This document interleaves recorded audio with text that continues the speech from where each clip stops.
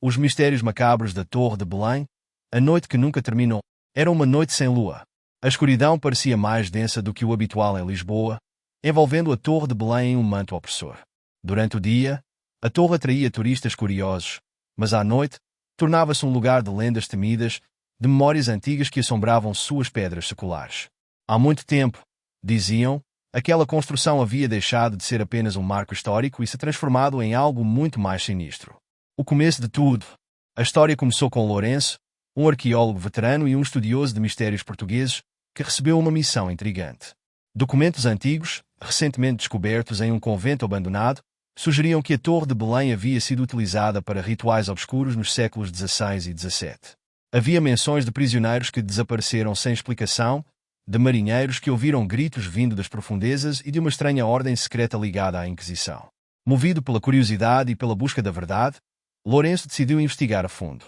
Ele reuniu um pequeno grupo de especialistas: Catarina, uma historiadora especializada em simbolismo; Rum, um engenheiro que conhecia a estrutura da torre; e Isabel, uma jornalista cética que queria documentar a investigação para desmentir as lendas.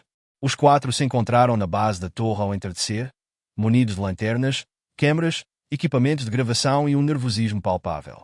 Logo após o pôr do sol, a porta principal foi trancada. Um vigia local, que parecia inquieto, os advertiu: se ouvirem gritos ou vozes que não pertencem a vocês, não respondam. A torre tem uma fome antiga. Eles riram nervosamente, acreditando ser apenas uma tentativa de assustá-los. Mal sabiam que aquelas palavras logo fariam sentido. A descoberta do primeiro andar.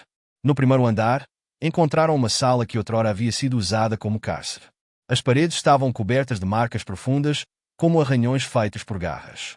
Catarina identificou um conjunto de runas esculpidas nas pedras. Eram símbolos de origem pagã, algo que contradizia completamente o catolicismo fervoroso da época. Enquanto exploravam, um eco distante parecia reverberar pelos corredores. Isabel, com sua câmera em mãos, gravava tudo, mas ao revisar as filmagens, percebeu que havia vultos movendo-se ao fundo. No entanto, quando olhava diretamente para os corredores, nada estava lá. Foi quando ouviram pela primeira vez o som de passos vindos de cima. Lourenço, determinado, insistiu que subissem para investigar. Rum, que começava a se sentir desconfortável, hesitou, mas acabou seguindo o grupo. O encontro com o passado. No segundo andar, encontraram o que parecia ser uma sala de vigia. No centro, havia uma velha mesa coberta de poeira, mas algo nela chamou a atenção: um caderno de cor, aparentemente muito bem conservado para sua idade. Catarina abriu o caderno e começou a ler em voz alta. Era o registro de um capitão espanhol capturado durante uma batalha naval. Ele descrevia sua reclusão na torre e mencionava algo estranho. Ouço cantos vindo das paredes. Eles me dizem que minha alma nunca deixará este lugar. Ontem, um homem desapareceu diante de nossos olhos. Não restou nada, exceto um cheiro de enxofre. Ao terminar de ler, um vento gelado atravessou a sala, apagando todas as lanternas. Os quatro ficaram em completa escuridão por alguns segundos, antes que as luzes voltassem a funcionar. Catarina não percebeu, mas sua mão que segurava o caderno agora estava marcada com uma queimadura em forma de cruz. O subsolo secreto. Foi então que encontraram algo que não constava em nenhum mapa: uma passagem secreta que levava a um nível subterrâneo. Lourenço não conteve a empolgação, mas Isabel e Rui estavam relutantes. Contra a opinião deles, o grupo desceu. A escadaria parecia interminável, e as paredes estavam cobertas por mais daqueles símbolos estranhos. O cheiro de umidade e mofo era forte, mas havia também um odor mais acre, algo que lembrava carne queimada. Chegaram a uma câmara circular iluminada por tochas que pareciam ter acabado de ser acesas, embora ninguém estivesse ali. No centro da sala, um altar de pedra estava manchado de sangue fresco. Rui, horrorizado, tentou convencer o grupo a voltar, mas antes que pudessem se mover, uma porta de pedra se fechou atrás deles com um estrondo ensurdecedor. O ritual. Lourenço percebeu tarde demais que haviam caído em uma armadilha. As tochas ao redor da sala começaram a emitir uma luz pulsante, e sombras se desprenderam das paredes, tomando forma humana. Eram figuras encapuzadas, com olhos brilhando em vermelho intenso.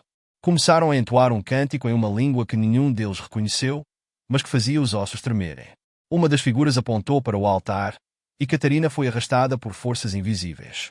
Os outros tentaram segurá-la, mas eram impotentes contra o poder sobrenatural que dominava a sala. Catarina foi colocada sobre o altar, e as sombras levantaram uma adaga feita de obsidiana. Rum, Em um ato de coragem desesperada, conseguiu pegar uma das tochas e atirá-la contra uma das figuras. A sombra gritou, dissipando-se como fumaça.